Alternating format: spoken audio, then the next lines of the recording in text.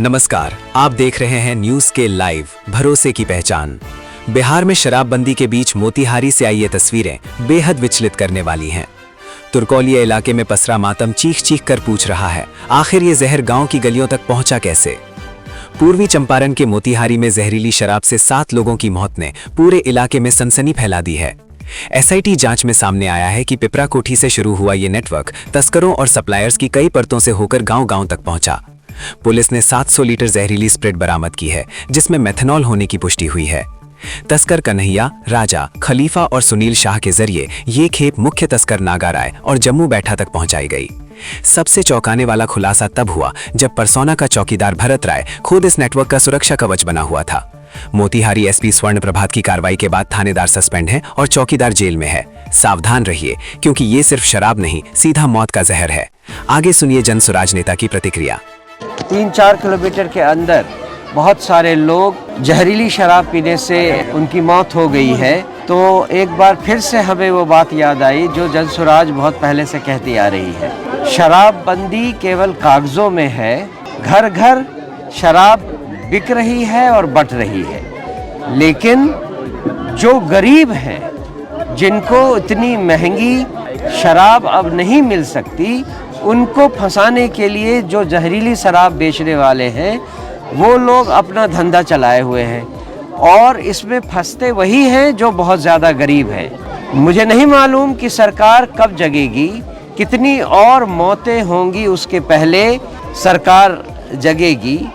शराबबंदी को इमीडिएटली ख़त्म करने की ज़रूरत है, जिससे कि आम आदमी की ज़िंदगी कम से कम बच सके। ये महिलाएं जो यहाँ पीछे रो रही हैं, इनसे ज़रा पूछिए क्या वो शराबबंदी चाहती हैं या नहीं चाहती हैं। उनके पति जो जहरीली शराब से मर गए, जिनके भाई जहरीली शराब से मर गए, जिनके बेटे जहरीली शराब से मर गए, क्या उनको नहीं लगता है कि शराबबंदी नहीं होनी चाहिए? अगर शराब नहीं बंद होती तो इन सब की ज़िंदगी बच सकती थी। और जिनको जिनको भी ज़रूरत है उनको ऑफिशियली जो ऑफिशियल आउटलेट है उससे शराब मिल सकती थी। और जो चीज़ पहले 100 रुपये में मिलती थी आज 400 रुपये में मिल रही है। इससे जिनके जेबें गर्म हो रही हैं वो सब नहीं चाहते हैं कि शराबबंदी उठे। और सरकार पिछले 9 सालों से लगातार इस बात के पीछे पड़ी हुई है कि वो शराबबंदी लागू होनी चाहिए। जनसुराज एक बार फिर इस मौके पर सरकार से आग्रह करती है कि शराबबंदी को जल्दी से जल्दी उठाया जाए और राज्य में कानून व्यवस्था को सही किया जाए। सुशासन जो प्रशासन में होना चाहिए कि जहां कहीं गलत हो रहा है वहां वो जल्दी से पहुंचकर उस गलत काम को रोके, जिससे मासूम जानों को बचाया जा सके। अभी जिनकी मौत हुई है यहाँ पर जहाँ पे हम आए हैं, उनके 4 लड़के और 1 लड़की है जो कि शादी करने लायक है। और मांझी समाज में वो मजदूरी करते थे, उनके बच्चे भी परीक्षण मांझी जी, और उनके बच्चे जो हैं वो पलायन के शिकार हैं, वो दूसरे राज्यों में जाकर नौकरी कर रहे हैं। मतलब ये सारी की सारी चीज़ें ऐसी हैं जो बिहार के एक घर में नहीं, हजारों लाखों घरों की यही हालत है। और जनसुराज शुरू से कहती आ रही है, बिहार में अगर व्यवस्था को बदलना है तो सबसे पहले पलायन को रोकने की ज़रूरत है। और उनमें से एक चीज़ है शराबबंदी। हम फिर से एक बार सरकार से दोहराते हैं कि शराबबंदी के कानून को जो केवल कागजों में है उसे खारिज करें और लोगों को राहत दें। निश्चित रूप से ये जो हो रहा है, कहां से शराब बिकी, किससे शराब ली गई, ये पता करना प्रशासन के लिए बहुत मुश्किल नहीं है। ये क्यों नहीं जल्दी से जल्दी होता है? बिना बात के जांच बिठाई जाती है, प्रशासन आकर 1-2 बातें कह देता है, कुछ लोगों को हॉस्पिटल ले जाने में मदद कर देता है। इससे प्रशासन के पाप नहीं धुल सकते।